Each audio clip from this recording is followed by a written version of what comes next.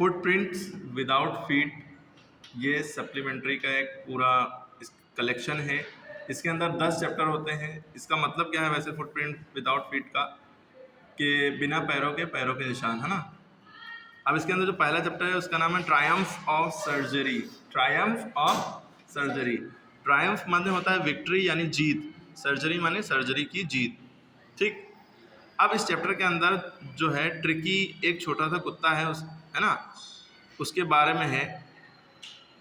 बहुत ज़्यादा वो लाड़ प्यार से मिस्ट्रेस उसकी जो होती है वो पालती हैं।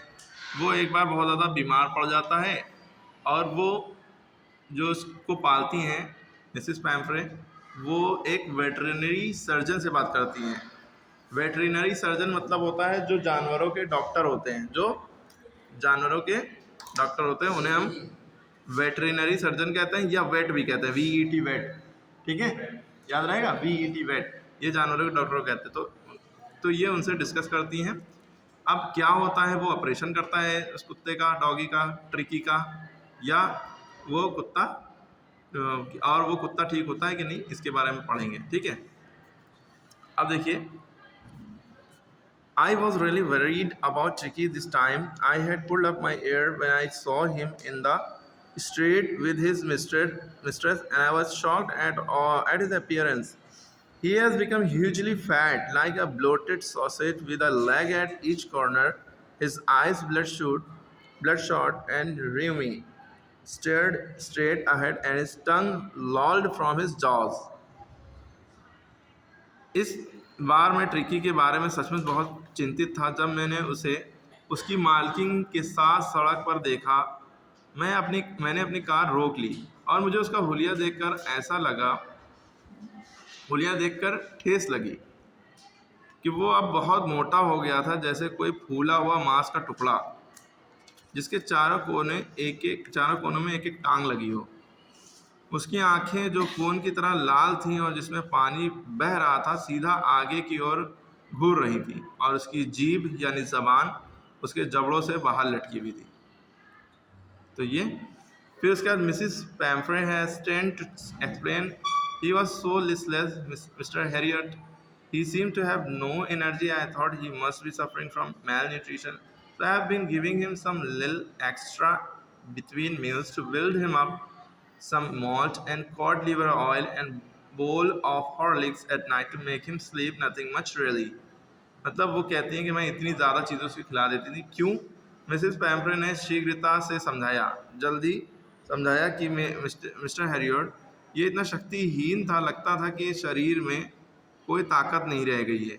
मैंने सोचा कि ये कुपोषण से बीमार है, इसलिए मैं उसे दो भोजन के बीच कुछ और चीज़ें भी दे रही हूँ ताकि इसमें कुछ ताकत आ जाए, कुछ यवरस और कॉड लीवर तेल, और रात में सुलाने के लिए कटोरा हॉर्लिक्स।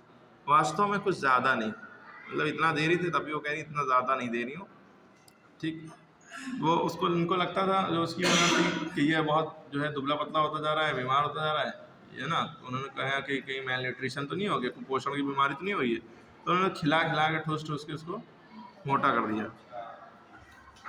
अब क्या है, and did you cut down on the sweet thing as I told you? Oh, I had it for a bit, but he seemed to be so weak I had to relent. He does love cream cakes and chocolate, so I can't bear to refuse him. I looked down again at the little dog. That was the trouble.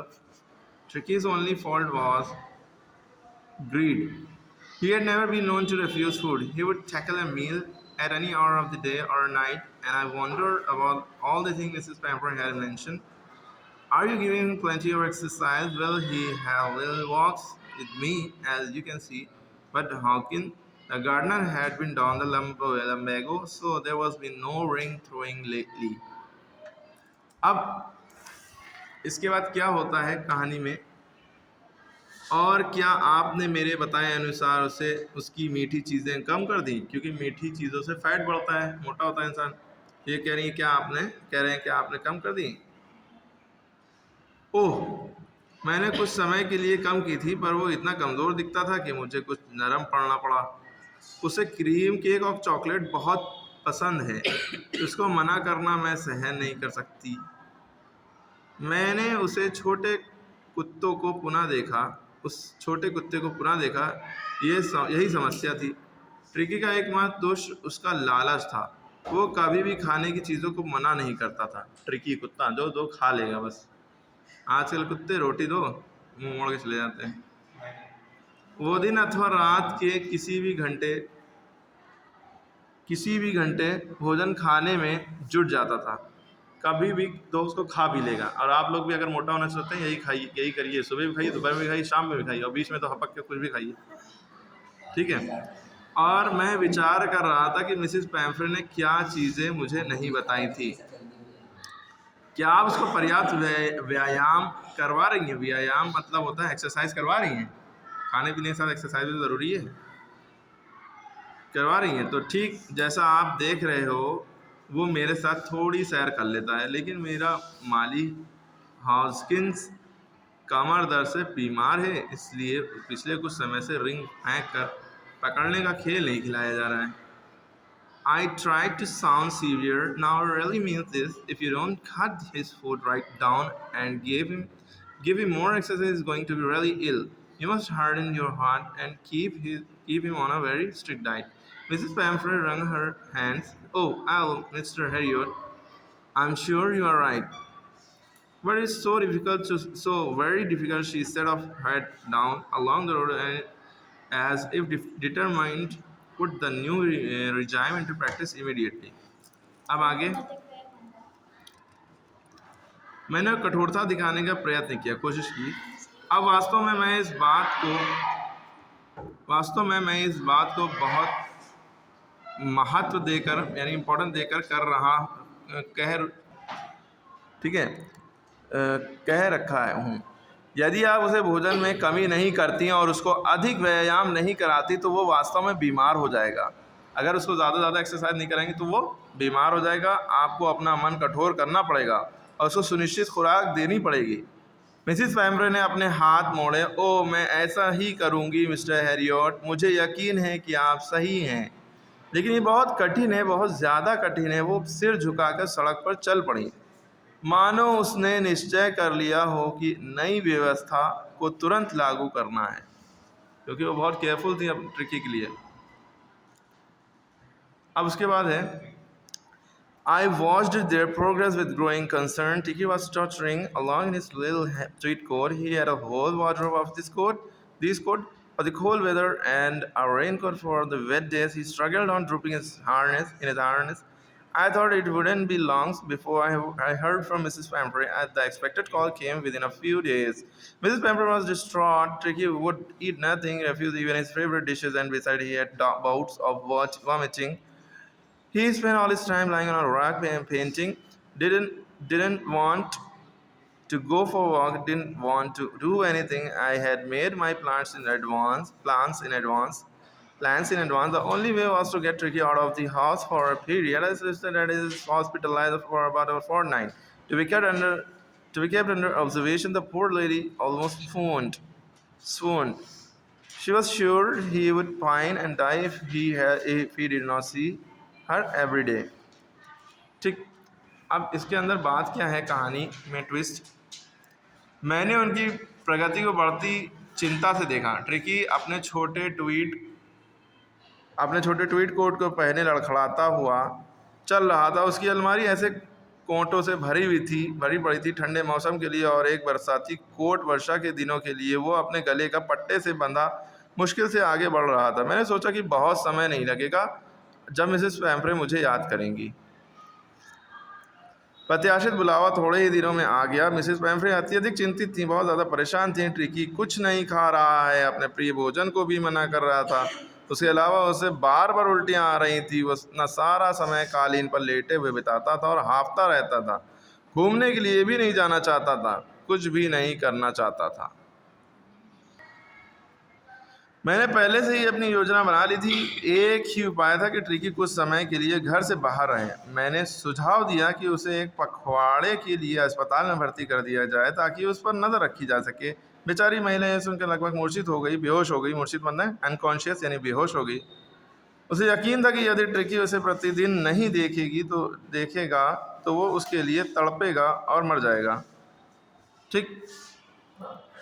But I took a firm line. Tricky was very ill, and this was the only way to save him. In fact, I thought it best to take him without delay, and followed by Mrs. Pamper wailing, I marched out to the car carrying the little dog wrapped in the blanket, and the entire staff was roused, and maids rushed in and out, bringing his day bed, his night bed, favorite cushions, toys, and rubber ring, breakfast bowl, lunch bowl, super bowl. Realizing that my car would never hold all this stuff, I started to drive away. As I moved off, Mrs. Pamper, with a despairing cry, threw an armful of the little clothes through the window. I looked in the mirror.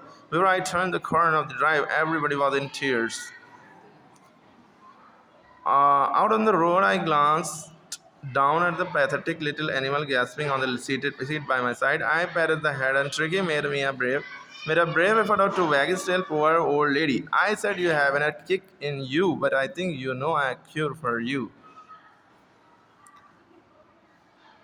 अब उसके बाद क्या हुआ? लेकिन मैंने सख्ती से काम लिया। ट्रिकी बहुत बीमार था और यही उसको बचाने का एकमात्र तरीका था। वास्तव में मैंने सोचा कि उसे बिना देर किए ले जाना सर्वोत्तम रहेगा, सबसे उत्तम रहेगा, सबसे अच्छा रहेगा। और मिसेस पैम्फ्रे के विलाप के बावजूद मैंने छोटे कुत्ते को कंबल में लपेट कर कार की ओर लेकर बाहर निकला। सारे नौकरों को सक्रिय किया गया और नौकरानियाँ उसका सामान लाने के लिए अंदर बाहर भागी। उसके दिन का बिस्तर, उसका रात का बिस्तर, उसकी प्रिय गद्दियाँ, खिलौने, रबड़ के छल्ले, नाश्ते का कटोरा, दोपहर का भोजन कटोरा और संध्या के भोजन का कटोरा लाया गया। यह अनुभव करते हुए कि मेरी कार में ये सब सामान नहीं आ पाएगा, मैंने कार लेकर चलना शुरू कर दिया। जैसे ही मैं चला, मिसेस पैम्फ्रे ने निराशा से भरी चीख से बाह में भर कर कुछ छोटे छोटे कार की खिड़की में फेंके। चलते हुए जैसे पैम्फ्रे ने ही मैं कोने से मुड़ा, मैंने दर्पण में देखा कि सबकी आंखों में आंसू थे। बाहर सड़क पर आकर मैंने उस करुणाजनक कुत्ते की ओर देखा जो मेरे पास की सीट पर मुश्किल से सांस लेता हुआ पड़ा था। मैंने उसका सिर थपथपाया था। ट्रिकी ने अपनी पूंछ आगे पीछे हिलाने के लिए बहादुरी से प्रयास किया। बेचारा बच्चा। मैंने कहा, तुम्हारे अंदर कुछ भी शक्ति नहीं है, लेकिन मैं तुम्हारे लिए एक इलाज जानता हूं। अब क्या हुआ?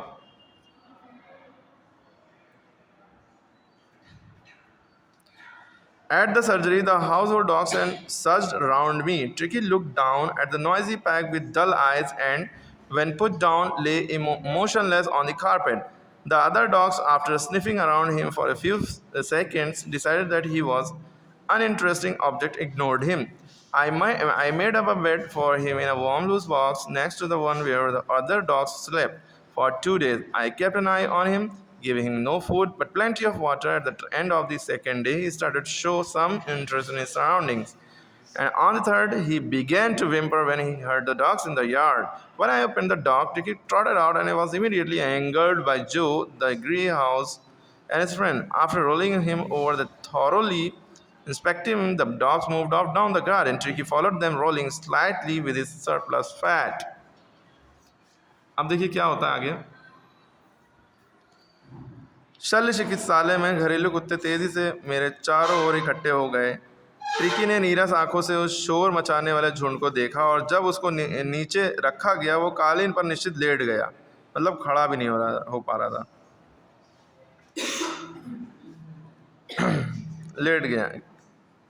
ठीक है। अन्य कुत्तों ने उसके चारों ओर सूंघने के बाद निश्चय किया कि वो एक अरुचिकर वस्तु है और उन्होंने उसे अनदेखा कर दिया, मतलब ट्रिकी का ध्यान नहीं दिया। मैंने उस स्थान पर जहां अन्य कुत्ते सोया करते थे एक गर्म ढीले बक्से में उसके लिए बिस्तर लगाया। मैंने 2 दिन तक उस पर नजर रखी, उसे भोजन नहीं दिया, 2 दिन तक भूखा रखा। क्या है इलाज उसका कर रहे थे? 2 दिन तक भूखा रखा और वही उसके लिए बेस्ट था, क्योंकि खिला के बेचारे की सांस नहीं आ रही थी। लेकिन पीने के लिए पानी बहुत दिया। दूसरे दिन के अंत में ट्रिकी ने अपने आसपास की चीज़ों में कुछ रुचि दिखानी शुरू की और तीसरे दिन आंगन में कुत्तों का भौंकते हुए सुना तो वो भी हल्के स्वर में भौंकने लगा।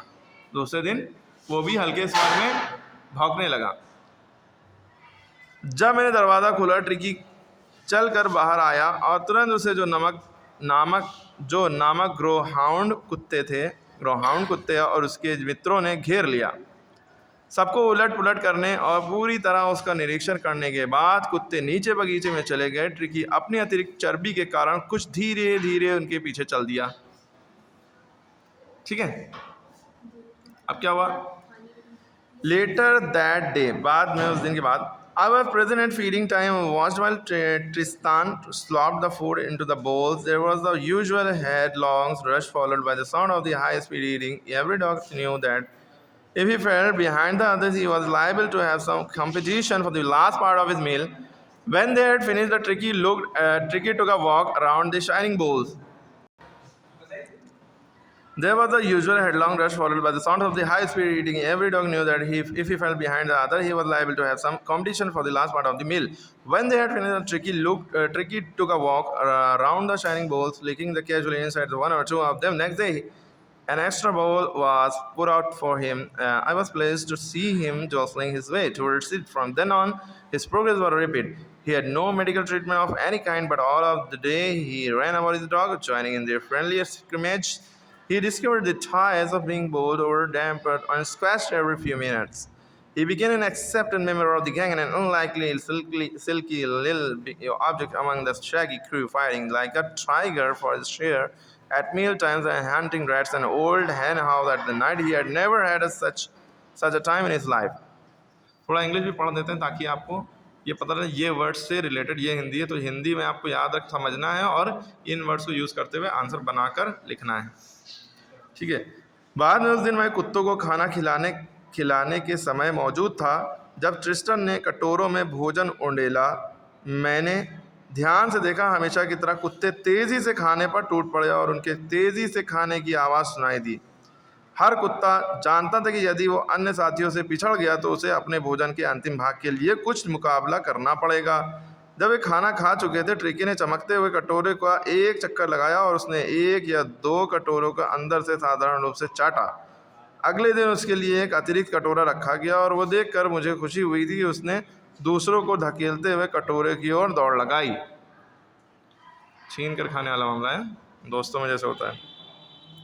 उस दिन से ट्रिकी में तेज़ी से सुधार होने लगा। उसे किसी भी प्रकार की दवा नहीं दी गई। वह सारा दिन अन्य कुत्तों के साथ दौड़ता था। वो उनके मित्रतापूर्ण छोटे मोटे झगड़ों में शामिल होता था।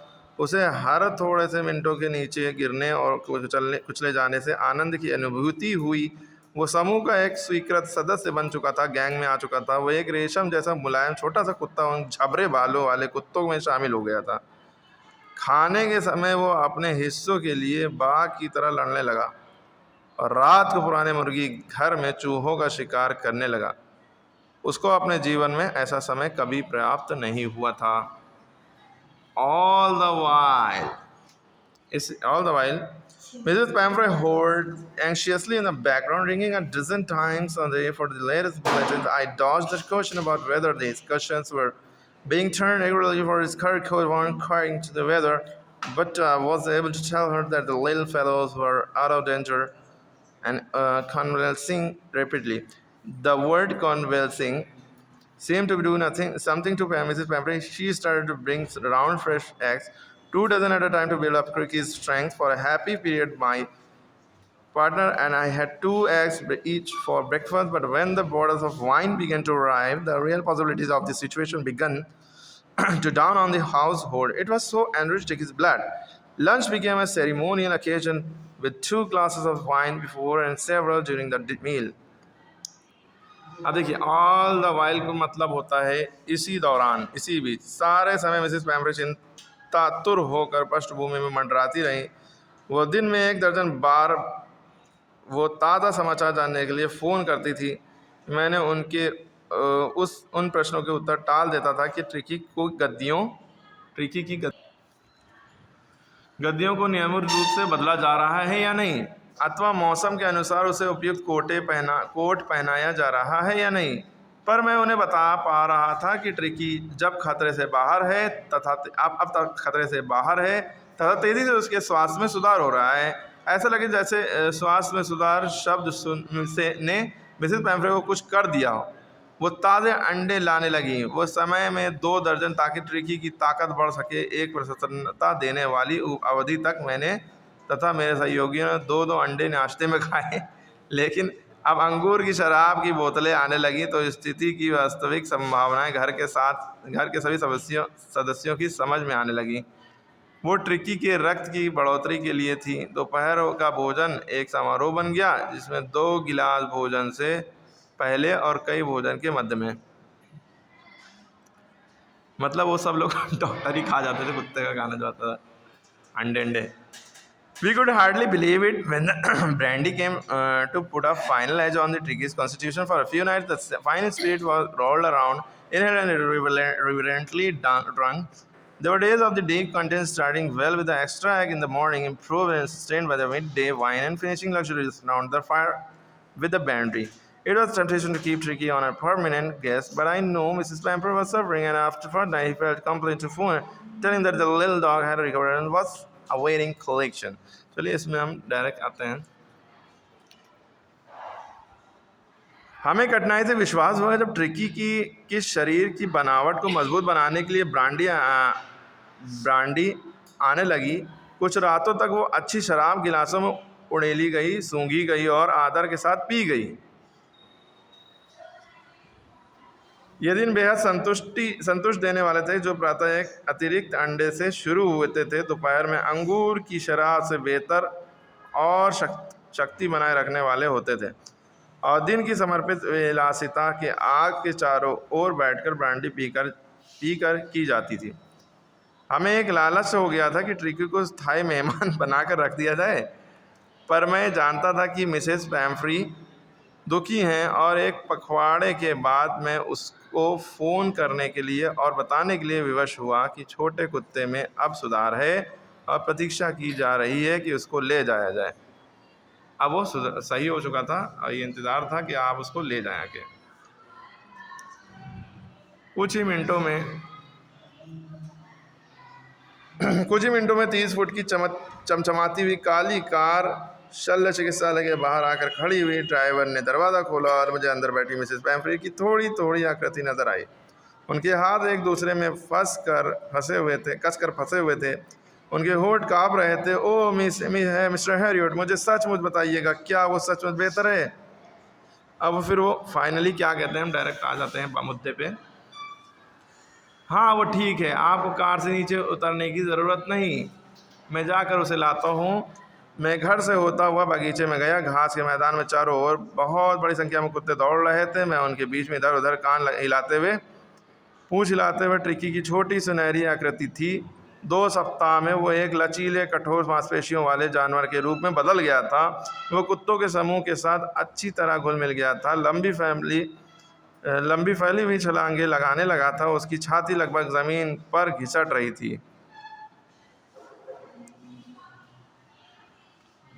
मैं उसको उठाकर पैसेज के रास्ते में से घर के आगे के भाग में ले गया। ड्राइवर अभी भी कार का दरवाज़ा खोले खड़ा था, और जैसे ही ट्रिकी ने अपनी मालकिन को देखा, उसने मेरी बाहें से लंबी छलांग लगाई और हवा में तैरता हुआ मिसेस पैम्फ्री की गोद में बैठ गया। उन्होंने चौंक भरी ऊह निकाली, और तब ट्रिकी उनके ऊपर उछलने लगा तो उन्हें अपनी रक्षा करनी पड़ी। ट्रिकी उनका चेहरा चाट रहा था और भौंक भी रहा था। उत्तेजना के दौरान मैंने उसके बिस्तर, खिलौने, गद्दियाँ को कोट और कटोरों, जिनका बिल्कुल भी इस्तेमाल नहीं किया गया था, लाने में ड्राइवर की मदद की। जब कार चल दी, मिसेस पैम्फ्री ने खिड़की से बाहर झाँका तो उसकी आंखों में आंसू चमक रहे थे, उसके होंठ काँप रहे थे। ओह मिस्टर हैरियट, वो चिल्लाई, मैं आपका धन्यवाद कैसे करूं? ये शल्य चिकित्सालय की अपूर्व सफलता है ना। तभी चैप्टर का क्या नाम था? हाँ, ट्रायम्फ ऑफ सर्जरी की जीत। सर्जरी की भी नहीं और जीत भी है, ठीक है। तो आपको ये सब क्वेश्चन आंसर करने हैं कॉपी में, जो दिख रहे हैं ऑब्जेक्टिव हैं ये सारे। वीडियो पॉज करके कर लिएगा, और इसमें से बोर्ड में भी आ सकता है। सही ऑप्शन जो है, आंसर जो सही है वो लिखा भी हुआ है आंसर, ठीक है। सारे क्वेश्चन आप लोगों को करने हैं, ठीक है। इसके अलावा ये क्वेश्चन जो है पैसेज में जो होते हैं, ये भी देख लिएगा, इसमें से भी फंस सकता है।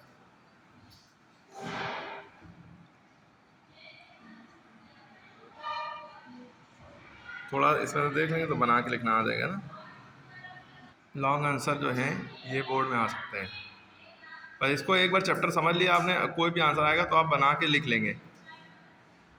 कोई भी आंसर आएगा भाई बना के लिख पाएंगे, नहीं लिख पाएंगे? बस यही चीज़ आना चाहिए।